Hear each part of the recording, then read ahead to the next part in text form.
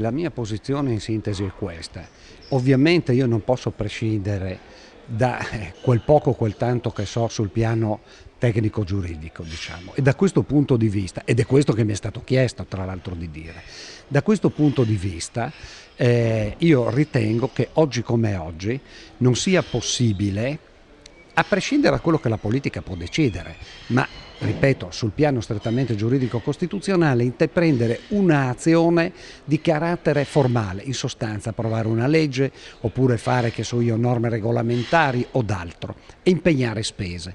Perché? Perché, come si è precisato, ciò che si vuol fare, ma cominciando un'attività di questo genere, contrasta contro quello che la Corte Costituzionale, ma anche la dottrina, ha sostenuto a proposito del valore del costituzionale, del principio di unità e indivisibilità della Repubblica.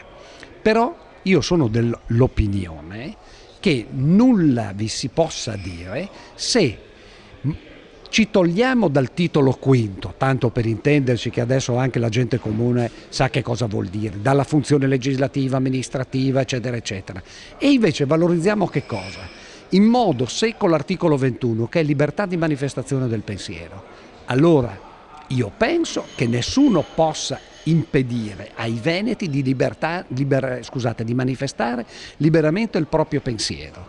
E allora si può benissimo sollecitare o comunque dire che si condivide una iniziativa che parte dalla società, comitati o d'altro, i quali, seguendo più o meno il metodo delle primarie, tanto per intenderci, convocano la gente, chiedono loro, facendo gazebo o d'altro, se sono favorevoli o contrari, fanno delle domande e raccolgono le risposte. Questa è una iniziativa, ripeto, che sta dentro la libertà di manifestazione del pensiero.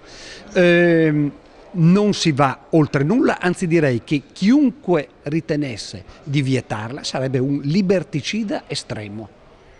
Stiamo sul piano dell'azione politica in senso stretto.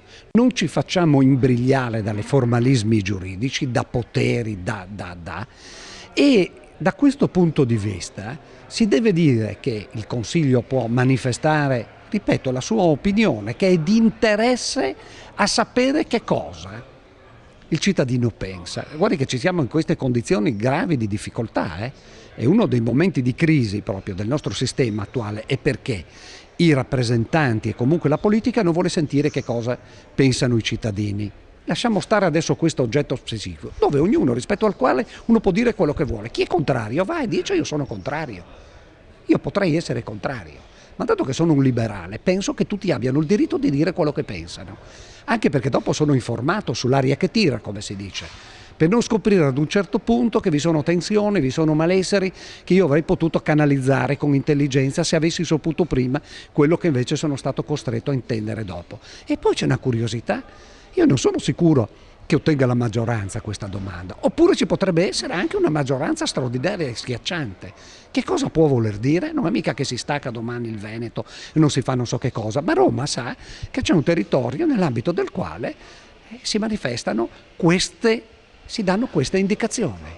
Adegui la legislazione, dimostri intelligenza nei suoi interventi, faccia una legislazione fiscale oppure di favore per le autonomie o economica o attinente all'istruzione degna di questo nome. Punto a capo. Non continui a fare leggi illeggibili di stampo strettamente burocratico, perché sono così, che non producono nulla. Ecco, ho dato qualche indicazione.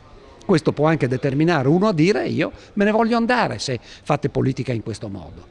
Poi da domani in poi cambi e fai politica in modo migliore. Ringrazi quelli che ti hanno detto: guarda che se continui ad andare così mi rivolgo, passo dalla tua trattoria e vado da un altro.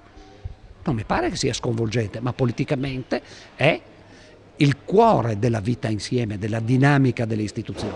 Questo è il mio modesto punto di vista.